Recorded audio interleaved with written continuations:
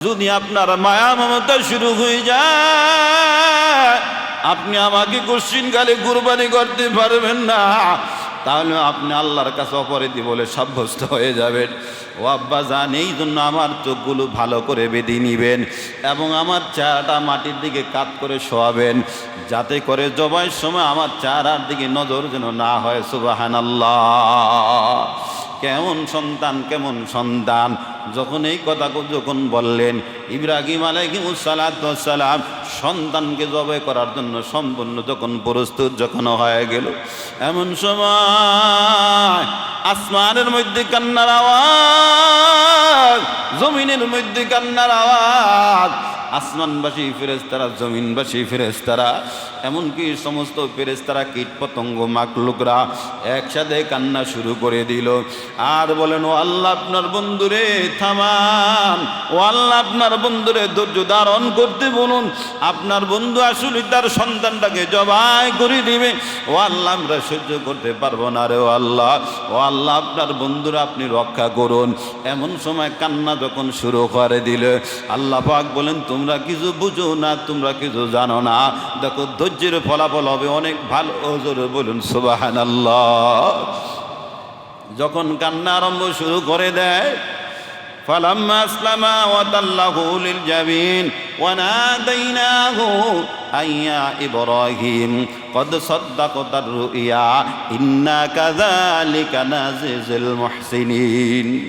যখন বাবা বেটা সিদ্ধান্ত গ্রহণ করে ফেললেন, জবাই করার জন্য, কুরবানি করার জন্য যখন সিদ্ধান্ত গ্রহণ করে ফেললেন, এমন সময় সন্তানটাকে কাঁধ করে জমিনের মধ্যে উপর করে যখন শোয়ালেন, ফালাম্মা আসলামা ওয়া তাল্লাহু লিল জাবিন ওয়া নাদাইনাহু আইয়া ইব্রাহিম।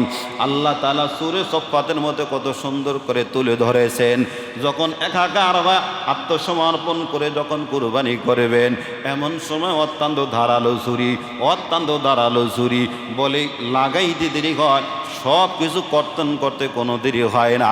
যখন এইভাবে জবাই করার জন্য যখন শোয়ালেন, এমন সময় ইসমাইল আলাইহিস সালাম এবং কি তার আব্বাজান পাগল পারা হয়ে আল্লাহর দরবারে শুকরিয়া আদায় করে বললেন, আল্লাহু আকবার, আল্লাহু আকবার। আর ছুরির নিচে যিনি আছেন তিনি হলেন হযরত ইসমাইল আলাইহিস সালাম। বললেন, বাবা বলেন আল্লাহু আকবার, আল্লাহু আকবার। সন্তান বলল, লা ইলাহা ইল্লাল্লাহু। তামাম ফেরেশতারা চিৎকার দিয়া কান্নার আওয়াজ। ফেরেশতারা বলেন, ওয়ালিল্লাহিল হামদ। এই তাকবীরটা আমার আল্লাহর কাছে এতটা পছন্দ হয়ে গেল, এতটা গ্রহণযোগ্য হয়ে গেল, যার কারণে আমার আল্লাহ, সাহাবায়ে কেরাম বলেন, ও নবী, আমার 10টা দামি দামি রাত, তার মধ্যে আমি কি আমল করতে পারি? তার মধ্যে হলো জিলহজের 10টা রাত। নবীজি বলেন, ফাকসিরু মিনাত তাহলিল ওয়াত তাকবীর ওয়াত তাহলিল। বেশি বেশি তোমরা লা ইলাহা ইল্লাল্লাহ বলো, বেশি বেশি তোমরা তাকবীর বলো। তাকবীর কোনটা? আল্লাহু আকবার, আল্লাহু আকবার, লা ইলাহা ইল্লাল্লাহু, আল্লাহু আকবার, আল্লাহু আকবার, ওয়ালিল্লাহিল হামদ। এরপরে তাহমিদ বলো, সুবহানাল্লাহি ওয়া বিহামদিহি, সুবহানাল্লাহিল আযীম, সুবহানাল্লাহি ওয়া বিহামদিহি, আদাদা খালকিহি ওয়া রিদা নাফসিহি ওয়া জিনাতা আরশিহি ওয়া মিদাদা কালিমাতিহি। সুবহানাল্লাহ। আল্লাহ তাআলা প্রথম তাকবীর হযরত ইব্রাহিম আলাইহিস সালাম ছুরি যখন চালাইতেছেন এমন সময় বললেন। দ্বিতীয় তাকবীর কে? সন্তান ইসমাইল আলাইহিস সালাম বললেন, আল্লাহু আকবার, আল্লাহু আকবার, লা ইলাহা ইল্লাল্লাহু। ইসমাইল আলাইহিস সালামকে ছুরির নিচে, ও ভাই, আজ কুরবানি করছি। কুরবানি কাকে বলে শুনুন।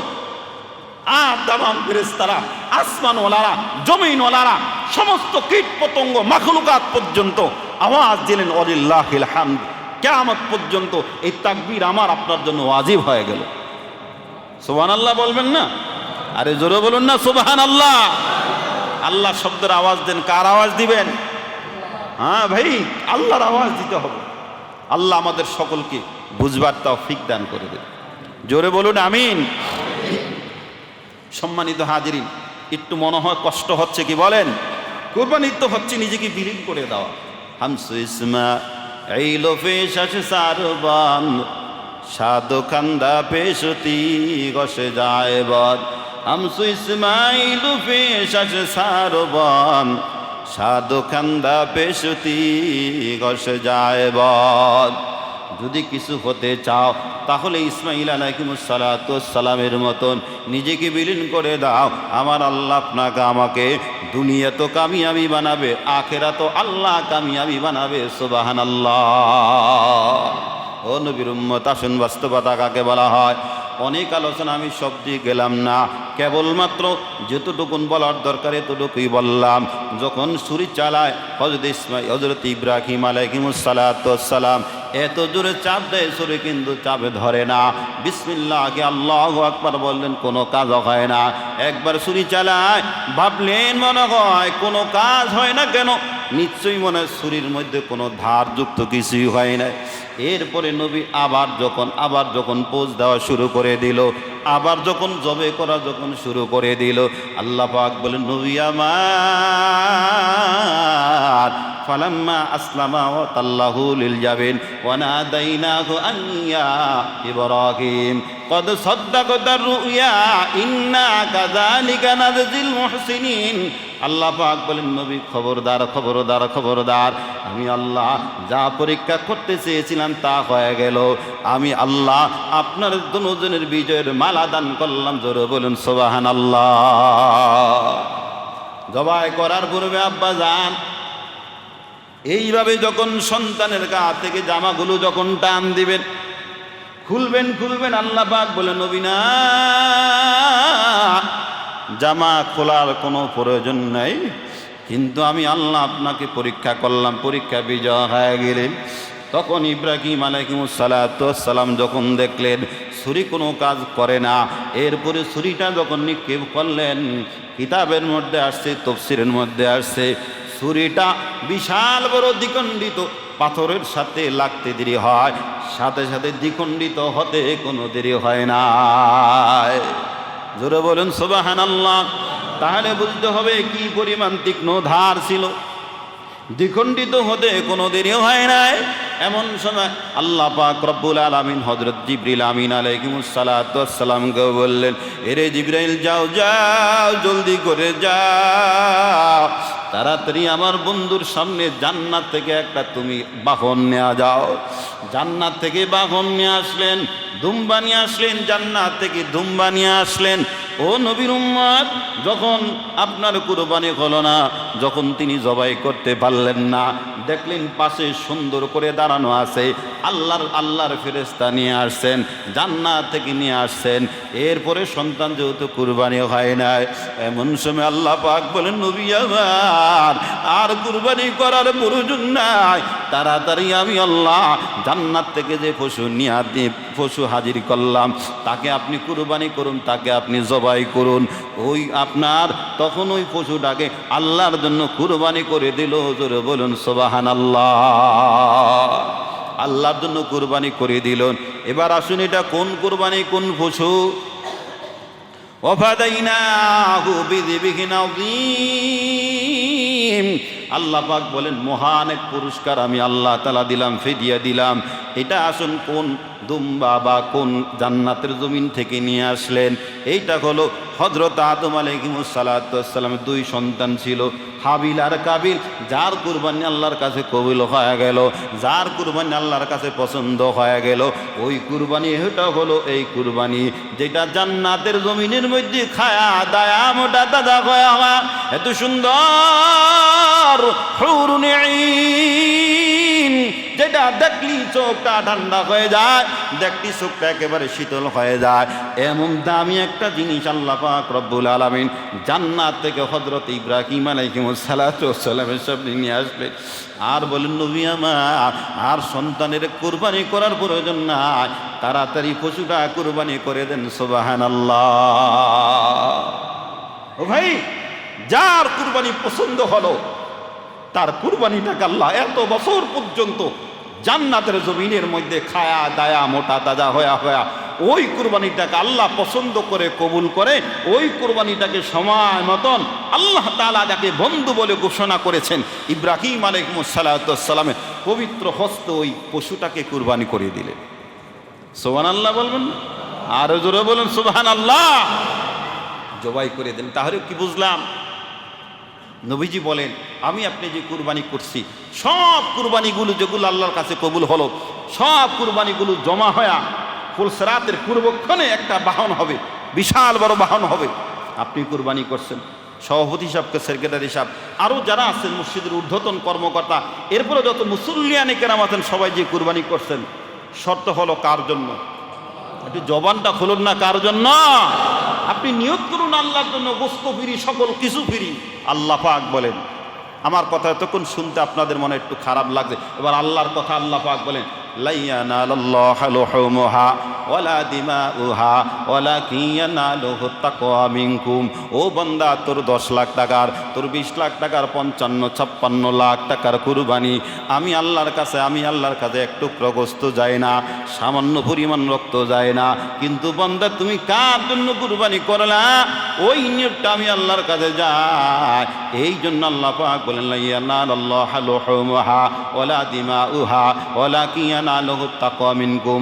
রক্ত যায় না, গোস্ত যায় না, কিন্তু আপনার আমার মনের তাকওয়া, মনের নিয়ত যায়। সুবহানাল্লাহ। অন্য জায়গায় আল্লাহ পাক রব্বুল আলামিন বলেন, কুল ইন্না সলাতি ওয়া নুসুকি ওয়া মাহইয়ায়া ওয়া মামাতি লিল্লাহি রাব্বিল আলামিন। আল্লাহ পাক বলেন, আমার নামাজ, ও নবী আপনি বলে দেন, আমার নামাজ, আমার কুরবানি, আমার হায়াত, আমার মউত কার জন্য? সবাই বলুন কার জন্য? আওয়াজ করে বলুন কার জন্য? একমাত্র আল্লাহর জন্য। এই জন্য দোয়া করি, দোয়া চাই আল্লাহ তাআলা সকলের কুরবানিগুলো আল্লাহ যেন কবুল করেন। সকলে বলুন আমিন। কোনো পানি নাই, কোনো মানুষের আনাগোনা নাই, মানুষের কোনো বসবাস নাই, কিন্তু এখানে রেখে যাওয়ার হুকুম কার? যখন তিনি রেখে আসলেন, রেখে আসার সময় বারবার হাজরা আলাইহিস সালাতু ওয়াস সালাম অনুনয় বিনয় করতেছে, আমার যদি কোনো অপরাধ হয় মাফ করে দিন, সন্তানের উসিলা করে আমাদের প্রতি রহম করুন। কোনো কথা নাই। একবার বললেন কোনো কথা নাই, আবার বললেন প্রশ্নের কোনো জবাব নাই। সামান্য একটু পানি আর হালকা কিছু খেজুর দিয়া তাদেরকে বিদায় করে যখন আসতেছেন, বারবার হাজরা আলাইহিস সালাতু ওয়াস সালাম বললেন, আমার যদি কোনো ভুল হয়, ও স্বামী, আমার মেহেরবানি করে আপনি আমারে ক্ষমা করে দেন, আর কোনোদিন আমি অপরাধ করব না। এরপরে ইব্রাহিম আলাইহিস সালাতু ওয়াস সালাম এক বিন্দু পরিমাণ তাদের দিকে কর্ণপাত করলেন না, তাকালেন না। সর্বশেষ নিরুপায় হয়ে হাজরা আলাইহিস সালাতু ওয়াস সালাম বললেন, স্বামী আমার, আপনি আমাদেরকে এই জায়গায় রাইখে যাইতেছেন আপনার হুকুম মতো নাকি আমার মালিকের হুকুম মতন? ইব্রাহিম আলাইহিস সালাতু ওয়াস সালাম হাত উঠায়া বললেন, ও বিবি আমার, এই জায়গা আমি তোমাদেরকে রাইখে যাইতেছি আমার আল্লাহর হুকুম মতন। যখন এই কথা বললেন, বিবি এবার আরো পাগল পাড়া হয়ে গেলেন। আল্লাহর প্রতি তার ধ্যান মন যখন আরো বেড়ে গেল, এবার বিবি বললেন, স্বামী আমার, আল্লাহর হুকুম মোতাবেক যেহেতু আপনি রাইখে যাইতেছেন, কোনো ভয় নাই, কোনো পেরেশানি নাই, কারণ আমাদের জিম্মাদার, আমাদের মালিক হয়ে যাবেন তিনি কে? যখন সান্ত্বনার বাণী শুনায়া ইব্রাহিম নবী যখন রানা হয়, দিলের মধ্যে বারবার সন্তান সন্তান সন্তান বলে যখন আর্তনাদ শুরু হয়ে গেল, আরে এত বছর পর আল্লাহ তাআলা আমাকে একটা পুত্র সন্তান দিলেন, আবার রেখে দেওয়ার জন্য আল্লাহ আমারে বললেন, আল্লাহর হুকুম পালন করার জন্য আমি পাগল পাড়া হয়ে গেলাম। ইব্রাহিম নবী যখন একটা পাহাড় পার হওয়ার পর এবার আর সন্তানও দেখা যায় না, স্ত্রীও দেখা যায় না, দুইটা হাত আল্লাহর দরবারে উঠাই ইব্রাহিম নবী কান্না শুরু করে দিল আর বলেন, মালিক আমার, নির্জন ভূমিতে কোনো মানুষ নাই, কোনো জনবসতি কিছুই নাই, এবং কোনো সাহায্যকারী কিছুই নাই রে আল্লাহ। এরে আমার আল্লাহ, ও আল্লাহ, আমার সন্তানের জিম্মাদার আপনারে বানিয়ে গেলাম। ও আল্লাহ, আমার স্ত্রীর জিম্মাদারও আপনারে বানিয়ে গেলাম।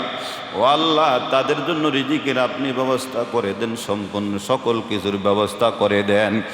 এইভাবে ইব্রাহিম নবী চোখের পানিগুলো ফালায়, চোখের পানি ফালায়া ফালায়া আবার বাইতুল মুকাদ্দাসে যখন রওনা দিলেন, আস্তে আস্তে বাইতুল মুকাদ্দাস যখন আসলেন, দীর্ঘ সময় যখন হয়ে গেল, দীর্ঘ সময় পার হয়ে যাওয়ার পর আবার আমার আল্লাহ স্বপ্ন দেখালেন। ফালাম্মা বালাগ মাহু সায়া ক্বালা ইয়া বুনাইয়া ইন্নী আরা ফিল মানাম আন্নী আযবাহুকা ফানজুর মাযা তারা قال يا أبت افعل ما تؤمر ستجدني إن شاء الله من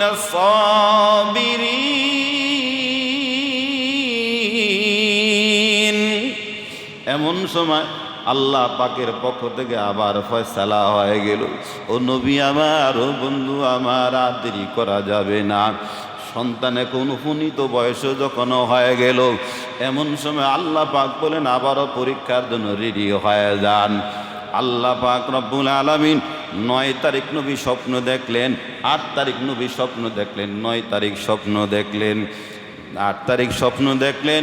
আল্লাহর জন্য নবী কুরবানি করে দিলেন, ভেড়া বা দুম্বা কুরবানি করে দিলেন। আল্লাহ পাক বলেন, নবী আমার, আবারও আপনি আল্লাহর জন্য কুরবানি করে দেন। নবী আবার 9 তারিখ কুরবানি করলেন। এমন সময় আল্লাহ পাক বলেন, নবী আমার, আপনার পছন্দনীয় জিনিসটা আপনি কুরবানি করে দেন। নবী এবার আর কোনো বুঝতে বাকি নাই, আমার একমাত্র কেবলমাত্র পছন্দের জিনিস হলো আমার একমাত্র কলিজার টুকরা সন্তান। সুবহানাল্লাহ, আমার কলিজার টুকরা সন্তান।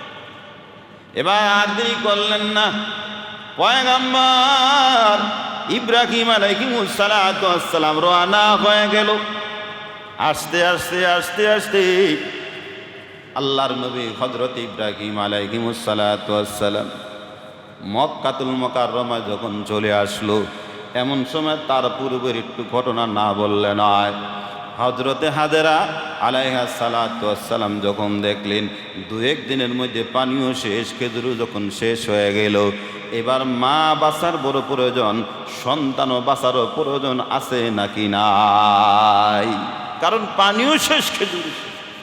এবার কি করবেন? রাওয়ায়াতের মধ্যে আসছে হাজরা আলাইহিস সালাতু ওয়াস সালাম মানুষকে বারবার অন্বেষণ করতেছেন, বারবার মানুষ করতেছেন, পথিক খুঁজতেছেন, ব্যবসায়ী কাফেলা খুঁজতেছেন। কখনো আবার হাতের মধ্যে কাপড় এইভাবে নাড়াচাড়া দিয়া পৃথিবীর মানুষকে জানিয়ে দিচ্ছেন, কাফেলাকে জানিয়ে দিচ্ছেন, ভাই দাঁড়াও, আমি তো এখন অনেক কিছুর বিপদের সম্মুখীন, আমারে বাঁচা না বলেন। এরপরে আবার দেখলেন কোনো কাজ হয় না, পানিও শেষ, খেজুরও শেষ। যখন শেষ হয়ে গেল, এবং কি হযরতে হাজরা আলাইহিস সালাতু ওয়াস সালাম নিজের জিহ্বাটা সন্তানের মুখের মধ্যে দিলেন। আরে, আমার জিহ্বায় তো পানির আর্দ্রতা আছে, পানি পানি ভাব আছে, আমার জিহ্বাটা আমার সন্তানের মুখের মধ্যে দেই, যাতে করে পানির আর্দ্রতা সন্তান যদি কিছুটা পায়, আমার সন্তান কিছুটা ভালো থাকবে, আমার সন্তান কিছুটা সুস্থ থাকবে, অন্যথা সন্তান তো মরে যাবে। ভাই দেখেন, কুরবানি কাকে বলা হয়, মা আর বাবা কাকে বলা হয়। যখন হাজরা নিজের জিহ্বাটা সন্তানের মুখের মধ্যে দিলেন, দেখলেন সন্তান মায়ের জিহ্বাটা মুখের মধ্যে নেয় না, নেওয়ার পর মুখ থেকে বের করে দিল। কারণ সন্তানের জিহ্বায় যেরকম পানি নাই, মায়ের জিহ্বায় তো পানি নেই।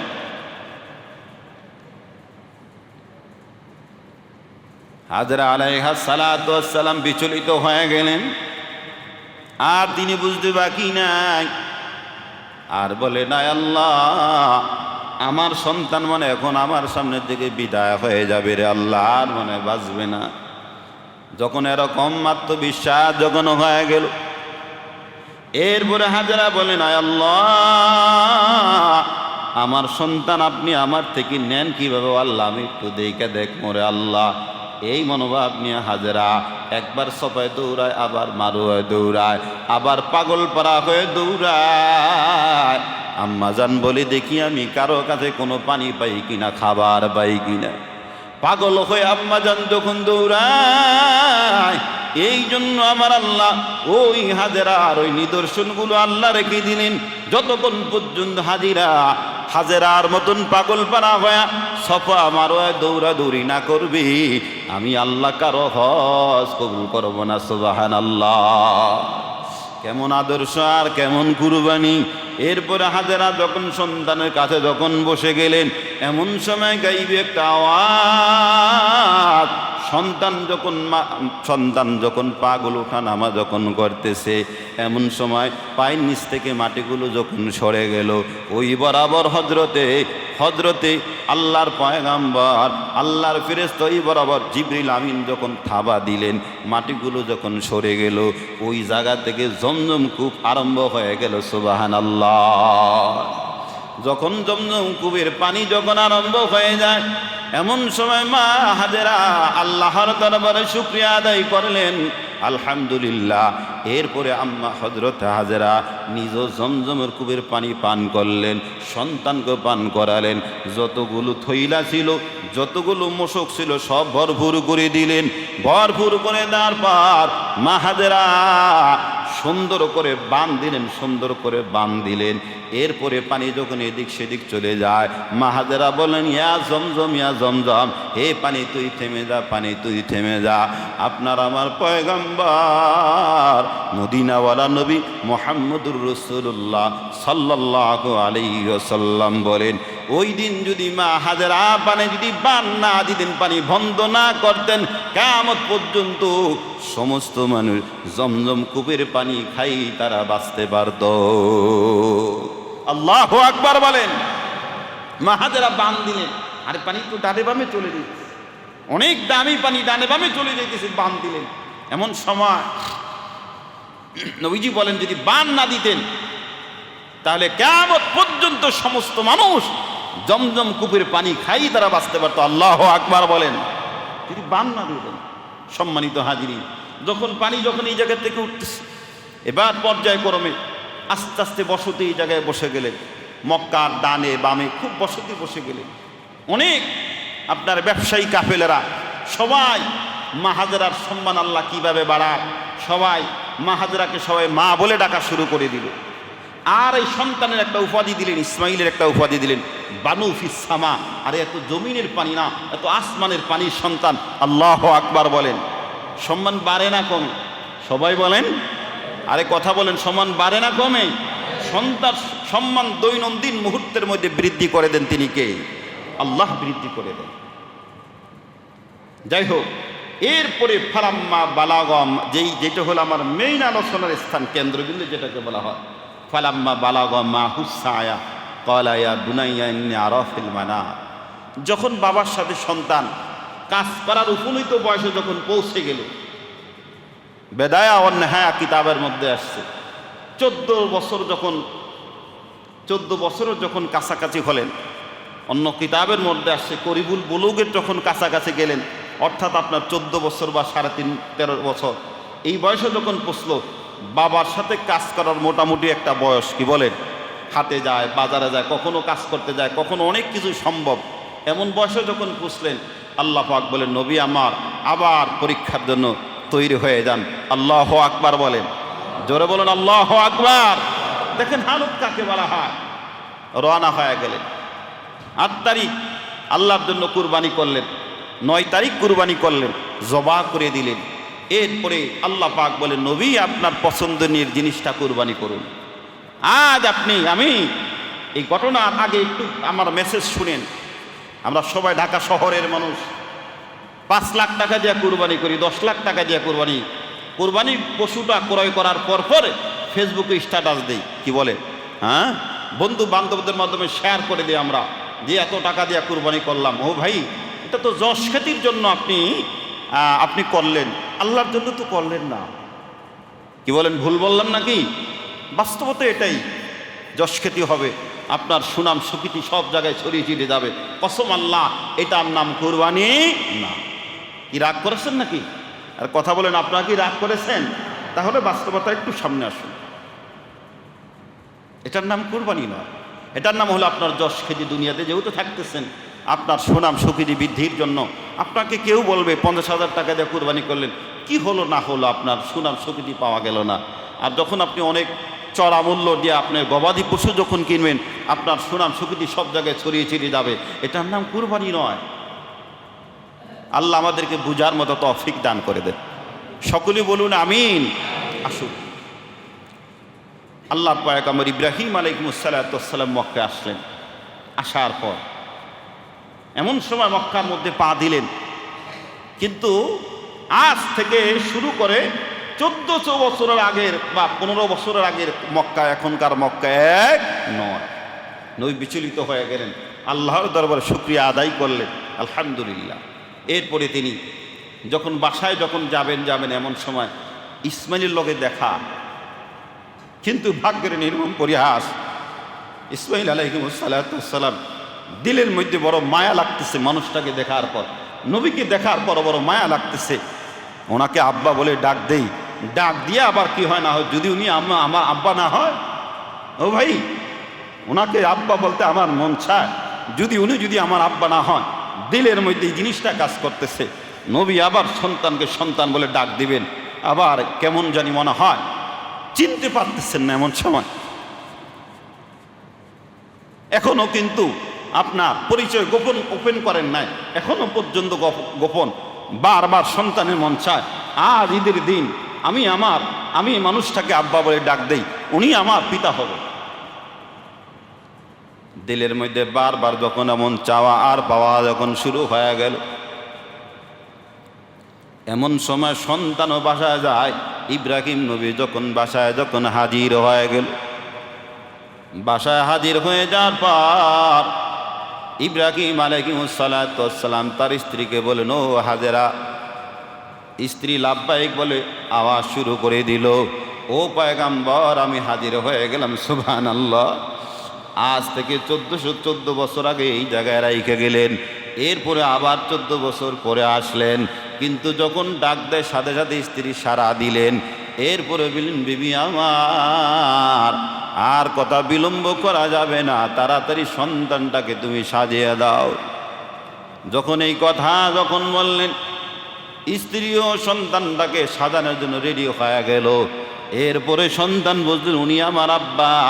এরপরে বাবা আর সন্তানকে যখন কাছে নিয়ে গেলেন, সন্তানকে যখন বুকের মধ্যে নিয়ে গেলেন, সন্তানটাকে সাজিয়ে দেওয়া হলো।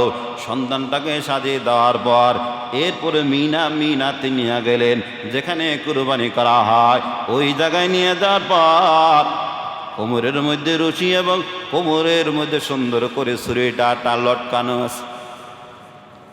এবার সন্তানটাকে কুরবানির জায়গায় নিয়ে যাওয়ার পর সন্তানকে ইব্রাহিম আলাইহিস সালাম বলেন, ও আব্বাজান।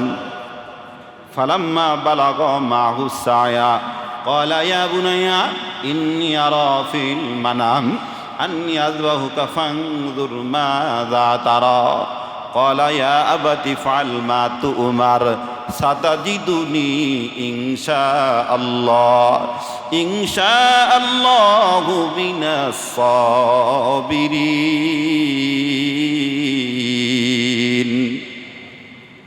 কুরবানির জায়গায় সন্তানকে নিয়ে যাওয়ার পরে বলেন, ও আব্বাজান, আমি দেখলাম আমি কুরবানি করতেছি, তোমার কি মতামত?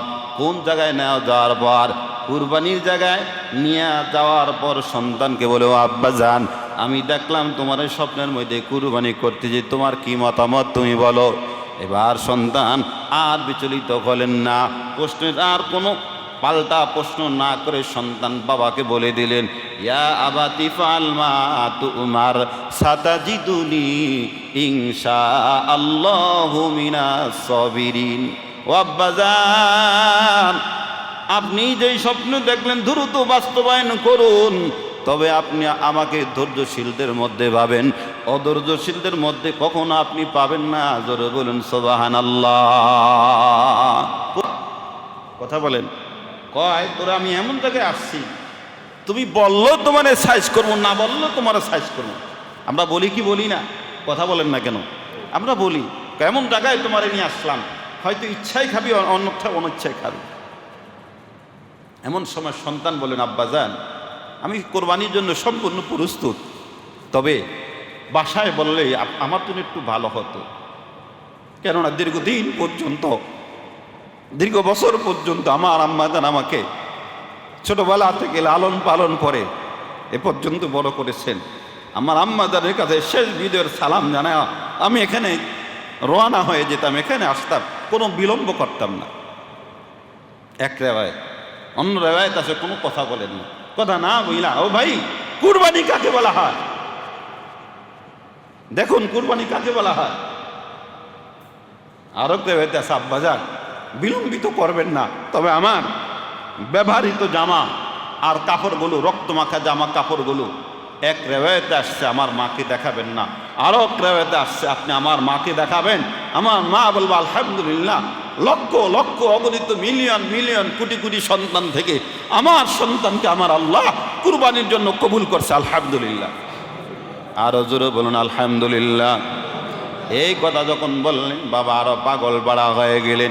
এমন সময় সন্তান আর একটা শর্ত বাবার সামনে জুড়িয়ে দিলেন, ও আব্বাজান জবাই করার সময় আমার চোখগুলো ভালো করে বেঁধে দিবেন। বলে কেন? এবার সন্তান বলে, আব্বাজান এই জন্য আপনি আমার চোখগুলো ভালো করে বাঁধবেন, যাতে করে জবাই সময় বাবা সন্তানের মায়া এবং মমতা যেন না হয়।